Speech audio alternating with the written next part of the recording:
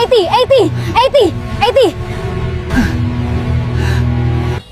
Di sebuah kota besar yang sibuk, kehidupan Fanny, seorang poluan berusia 25 tahun, tampak sempurna di mata banyak orang. Seragam birunya selalu rapi, sepatu hitamnya berkilau, dan wajahnya tegas tanpa sedikit pun keraguan. Di kantor, semua orang mengenalnya sebagai sosok disiplin, keras, dan arogan. Tidak sedikit rekan yang memilih menghindari konfrontasi dengannya, sebab Fanny dikenal tidak segan memarahi siapapun yang dianggap lalai, bahkan di depan umum. Namun, di balik kerasnya sikap itu, Fanny hanyalah seorang wanita yang menutupi kekosongan batin dengan ketegasan. Ia hidup bersama suaminya, Anto, pria berusia 25 tahun yang sukses membangun sebuah perusahaan ekspor di kota itu.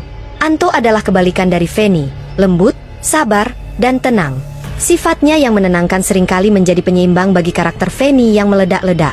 Setiap pagi, sebelum berangkat tugas, Anto selalu menyiapkan sarapan sederhana, segelas susu dan roti panggang.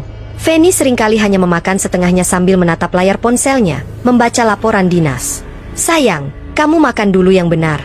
Jangan cuma minum kopi," ujar Anto lembut suatu pagi. "Aku buru-buru, banyak tugas di lapangan," jawab Fanny tanpa menatapnya. Anto hanya tersenyum kecil. Ia sudah terbiasa. "Baiklah, hati-hati di jalan. Jangan terlalu keras sama orang, ya." Fanny mendengus kecil. "Kalau mereka salah, aku tidak bisa diam, Mas. Disiplin itu penting." Anto mengangguk pelan. "Tapi jangan lupa, orang juga butuh didengarkan." Kata-kata itu hanya dianggap angin lalu oleh Fanny. Ia masih terlalu yakin bahwa keras adalah satu-satunya cara menjaga wibawa. Sore itu, setelah Fanny pulang dari bertugas, ia mendapati Anto sedang membereskan berkas dan koper kecil. "Pergi lagi?" tanyanya datar. "Iya, sayang. Ada rapat penting di Surabaya. Mungkin 2 atau 3 hari. Bukannya baru minggu lalu keluar kota?" Anto tersenyum, mencoba menenangkan nada curiga di suara istrinya. "Bisnis sedang banyak urusan, Fan. Aku janji tidak lama." Fanny hanya mengangguk. Dalam hati sebenarnya ia kesal, tapi gengsi untuk mengungkapkan kerinduannya. "Ya sudah, hati-hati di jalan." Anto menatapnya dalam-dalam. "Kamu tahu aku selalu hati-hati. Aku pulang, pasti kamu yang pertama aku cari." Fanny tak membalas dengan kata apapun, hanya menatap kosong ke arah koper. Keesokan paginya, Anto mencium kening Fanny sebelum berangkat. "Aku mencintaimu," katanya lembut. Fanny hanya menjawab pelan, "Iya." Tanpa pelukan, tanpa senyum. Anto menatap wajah itu untuk terakhir kalinya sebelum masuk ke mobil hitamnya dan melaju keluar dari halaman rumah. Siang menjelang sore, udara di kota terasa panas dan pengap. Di ruang kerja kepolisian, Fanny baru saja menyelesaikan laporan patroli ketika teleponnya berdering. Nomor tak dikenal muncul di layar. "Halo, dengan Ibu Fanny?" Suara di ujung telepon terdengar tegang. "Ya, saya sendiri. Ada apa?" "Maaf, Bu. Kami dari kepolisian wilayah timur. Ada sebuah kecelakaan di jalan tol menuju Surabaya. Kendaraan yang terjun ke jurang atas nama Anto Prasetyo." Fanny terdiam, darahnya seperti berhenti mengalir. "Apa?" "Mobil ditemukan rusak berat, Bu. Tapi jasad pengemudi belum ditemukan. Kami masih melakukan penyisiran." Telepon terlepas dari tangannya. Dunia terasa berputar. Ia berlari keluar ruangan tanpa menunggu izin, menyalakan motornya, dan melaju dengan kecepatan tinggi ke lokasi kejadian. Di tepi jurang itu, bau bensin dan debu bercampur udara sore. Polisi sudah memasang garis kuning di sekitarnya. Beberapa petugas menyisir tebing dengan tali, mencari tanda-tanda korban. Mobil hitam hancur di dasar jurang, nyaris tak berbentuk. Fanny berdiri di tepi jurang itu dengan tubuh gemetar. "Anto, kamu di mana?" bisiknya lirih. Ia menatap ke bawah, matanya buram oleh air mata. Beberapa jam berlalu, penyisiran dilakukan hingga malam. Namun hasilnya tetap sama, tidak ada jasad, tidak ada tanda kehidupan. Kapolsek setempat mendekatinya. "Bu Fanny, mohon sabar. Kami akan terus mencari. Tapi kemungkinan korban jatuh ke sungai bawah jurang. Arusnya deras, bisa saja terbawa jauh." Fanny menunduk, matanya kosong. "Kalau begitu, lanjutkan pencarian sampai ketemu. Aku tidak akan pulang sebelum suamiku ditemukan." Hari berganti hari.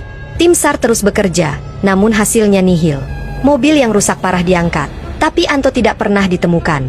Seakan bumi menelannya. Minggu-minggu berikutnya, rumah besar mereka terasa seperti makam tanpa nisan. Fanny duduk di ruang tamu memandangi foto pernikahan mereka.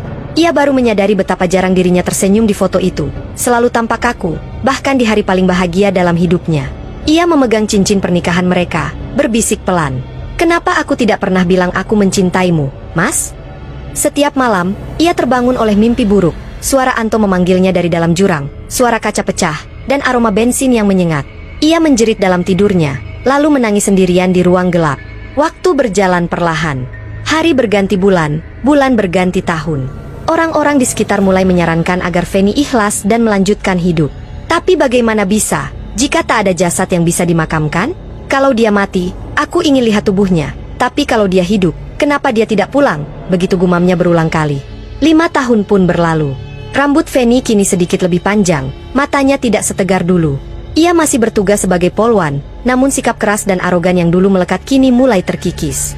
Dalam diam, ia sering menolong pengemis di pinggir jalan, atau memberi makan anak-anak kecil di lampu merah. Entah mengapa, kehilangan Anto membuatnya lebih manusiawi. Namun, di hatinya, masih ada ruang yang kosong. Ruang itu belum terisi oleh siapapun, karena di dalamnya, nama Anto masih tertulis dengan jelas. 5 tahun setelah kecelakaan itu, kehidupan Feni mulai kembali seperti semula, setidaknya dari luar. Ia masih mengenakan seragam polwan yang sama setiap pagi, masih menyapa rekan-rekannya dengan nada datar, masih bekerja dengan penuh dedikasi. Namun, mereka yang mengenalnya tahu, sinar di mata Feni sudah lama padam. Setiap malam sebelum tidur, ia masih memandangi cincin pernikahan yang tergantung di rantai emas di lehernya. Cincin itu satu-satunya kenangan yang tidak pernah ia lepaskan, meski semua barang peninggalan Anto sudah ia simpan dalam kotak kayu di lemari. Kadang-kadang, ia duduk di balkon rumah sendirian, memandangi langit malam dan berkata lirih, "Kalau kau masih hidup, Mas, kenapa tidak pulang? Apa kau benar-benar sudah melupakanku?" Hari itu, matahari bersinar terik. Jalan utama kota penuh sesak dengan kendaraan dan pejalan kaki. Feni sedang bertugas mengatur lalu lintas di persimpangan besar. Keringat menetes di pelipisnya, tapi wajahnya tetap tegas. Ia memegang peluit, mengatur arah kendaraan dengan gerak pasti. Tiba-tiba, suara teriakan dari arah trotoar menarik perhatiannya. "Tolong! Pencuri! Ada pencuri!" Feni langsung menoleh. Seorang ibu penjual roti tampak berlari sambil menunjuk ke arah gang kecil di samping toko. "Dia mencuri rotiku. Tolong tangkap dia, Bu Polisi!" Tanpa berpikir panjang, Feni berlari ke arah yang ditunjuk. Suara langkah kakinya bergema di antara dinding sempit gang. Ia melihat sosok seorang pria kumal berlari tertatih membawa sepotong roti yang sudah digigit sebagian. Bajunya lusuh, compang-camping, rambutnya panjang kotor menutupi wajah, dan tubuhnya sangat kurus seperti belum makan berhari-hari. "Berhenti! Polisi!" teriak Feni sambil mengejarnya. Namun pria itu tidak menoleh, hanya terus berlari dengan langkah lemah seperti orang kelaparan. Dalam beberapa detik, Feni berhasil menendang tong sampah logam di depan pria itu, membuatnya tersandung jatuh. Tanpa menunggu, Feni langsung menarik kerah bajunya dan mendorongnya ke tembok. "Berani sekali kau mencuri di depan mataku," bentaknya keras. Pria itu hanya diam, tidak melawan sedikit pun. Ia terengah-engah, roti yang direbutnya terjatuh di tanah. "Aku lapar," suaranya pelan, hampir tidak terdengar. Feni semakin marah mendengarnya. "Semua orang lapar, tapi tidak semua jadi pencuri," katanya sembari memukul bahu pria itu hingga tubuh lemah itu terhuyung. Beberapa orang di sekitar gang mulai menonton. Ada yang merekam dengan ponsel, ada pula yang berbisik-bisik, tapi tidak satupun yang berani mendekat. Feni, dalam amarah dan rutinitas penegakan hukum, tidak sadar betapa kerasnya tangannya terhadap orang yang tak berdaya itu. "Siapa namamu?" tanyanya dengan nada tajam.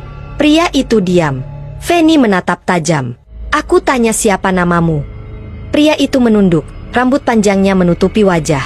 "Aku tidak tahu, orang-orang memanggilku si lusuh," jawabnya pelan. Kata-kata itu membuat Feni berhenti sejenak. Tapi egonya masih tinggi, dan dalam pikirannya, pencuri tetap pencuri. Ia menyeret pria itu ke pos polisi terdekat. "Masukkan ke sel." Tuduhan pencurian, perintahnya singkat pada petugas jaga. Petugas yang lain tampak ragu. "Bu, dia cuma ambil roti saja, mungkin lapar."